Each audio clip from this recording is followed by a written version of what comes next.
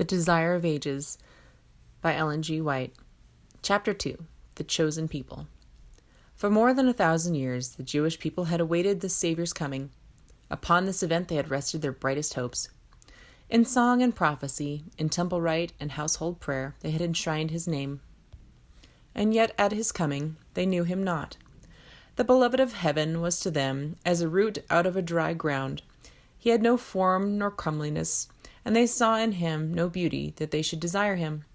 He came unto his own, and his own received him not. Isaiah 53, verse 2, John 1, 11. Yet God had chosen Israel. He had called them to preserve among men the knowledge of his law. And of the symbols and the prophecies that pointed to the Savior, he desired them to be as wells of salvation to the world.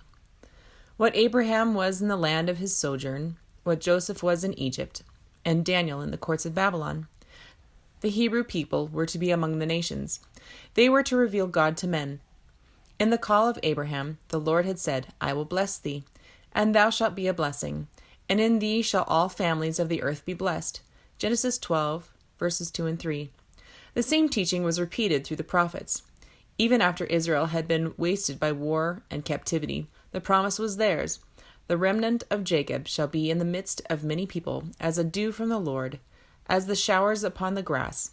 They tarrieth not for man, nor waiteth for the sons of men. Micah 5, verse 7. Concerning the temple at Jerusalem, the Lord declared through Isaiah, Mine house shall be called an house of prayer for all peoples. Isaiah 56, verse 7, Revised Version. But the Israelites fixed their hopes upon worldly greatness. From the time of their entrance into the land of Canaan, they departed from the commandments of God, and followed the ways of the heathen. It was in vain that God sent them the warning by his prophets. In vain they suffered the chastisement of heathen oppression. Every reformation was followed by deeper apostasy. Had Israel been true to God, he could have accomplished his purpose through their honor and exaltation. If they had walked in the ways of obedience, he would have made them high above all nations which he hath made, in praise and in name and in honor. All people of the earth, said Moses, shall see that thou art called by the name of the Lord, and they shall be afraid of thee. The nations, which shall hear all these statutes, shall say, Surely, this great nation is a wise and understanding people. Deuteronomy 26, verse 19, 28, 10, and 4, 6. But because of their unfaithfulness, God's purpose could be wrought out only through continued adversity and humiliation. They were brought into subjection to Babylon, and scattered through the lands of the heathen. In affliction many renewed their faithfulness to his covenant. While they hung their harps upon the willows, and mourned for the holy temple that was laid waste, the light of truth shone out through them, and a knowledge of God was spread among the nations.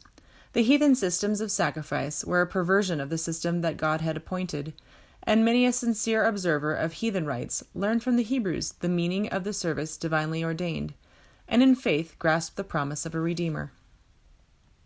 Many of the exiles suffered persecution. Not a few lost their lives because of their refusal to disregard the Sabbath and to observe the heathen festivals. As idolaters were roused to crush out the truth, the Lord brought his servants face to face with kings and rulers, that they and their people might receive the light. Time after time, the greatest monarchs were led to proclaim the supremacy of the God whom their Hebrew captives worshipped. By the Babylonish captivity, the Israelites were effectually cured of the worship of graven images. During the centuries that followed, they suffered from the oppression of the heathen foes until the conviction became fixed that their prosperity depended upon their obedience to the law of God. But with too many of the people, obedience was not prompted by love. The motive was selfish. They rendered outward service to God as the means of attaining to national greatness. They did not become the light of the world, but shut themselves away from the world in order to escape temptation to idolatry. In the instruction given through Moses, God had placed restrictions upon their association with idolaters, but this teaching had been misinterpreted. It was intended to prevent them from conforming to the practices of the heathen, but it was used to build up a wall of separation between Israel and all other nations. The Jews looked upon Jerusalem as their heaven, and they were actually jealous lest the Lord should show mercy to the Gentiles. After the return from Babylon, much attention was given to religious instruction. All over the country, synagogues were erected, where the law was expounded by the priests and scribes. And schools were established, which, together with the arts and sciences, professed to teach the principles of righteousness. But these agencies became corrupted. During the captivity, many of the people had received heathen ideas and customs, and these were brought into their religious service. In many things they conformed to the practice of idolaters. As they departed from God, the Jews in a great degree lost sight of the teaching of the ritual service. That service had been instituted by Christ himself. In every part, it was a symbol of him, and it had been full of vitality and spiritual beauty.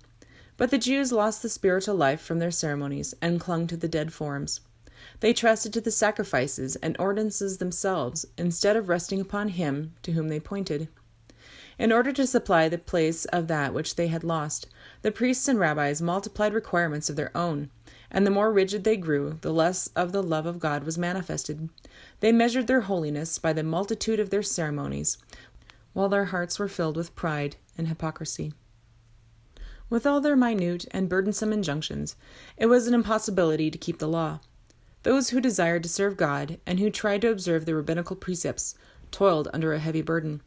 They could find no rest from the accusings of a troubled conscience.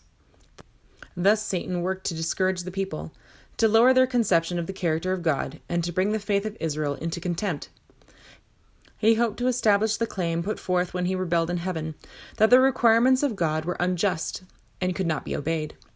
Even Israel, he declared, did not keep the law. While the Jews desired the advent of the Messiah, they had no true conception of his mission. They did not seek redemption from sin, but deliverance from the Romans. They looked for the Messiah to come as a conqueror, to break the oppressor's power, and to exalt Israel to universal dominion. Thus the way was prepared for them to reject the Savior. At the time of the birth of Christ, the nation was chafing under the rule of her foreign masters, and racked with internal strife. The Jews had been permitted to maintain the form of a separate government, but nothing could disguise the fact that they were under the Roman yoke, or reconcile them to the restriction of their power. The Romans claimed the right of appointing and removing the high priest, and the office was often secured by fraud, bribery, and even murder. Thus the priesthood became more and more corrupt. Yet the priests still possessed great power, and they employed it for selfish and mercenary ends. The people were subject to their merciless demands, and were also heavily taxed by the Romans. This state of affairs caused widespread discontent. Popular outbreaks were frequent. Greed and violence, distrust and spiritual apathy were eating out the very heart of the nation. Hatred of the Romans, and national and spiritual pride, led the Jews still to adhere rigorously to their forms of worship. The priests tried to maintain a reputation for sanctity by scrupulous attention to the ceremonies of religion. The people, in their darkness and oppression, and the rulers, thirsting for power, longed for the coming of one who would vanquish their enemies and restore the kingdom to Israel. They had studied the prophecies, but without spiritual insight. Thus they overlooked the scriptures that pointed to the humiliation of Christ's first advent, and misapplied those that speak of the glory of his second coming. Pride obscured their vision. They interpreted prophecy in accordance with their selfish desires.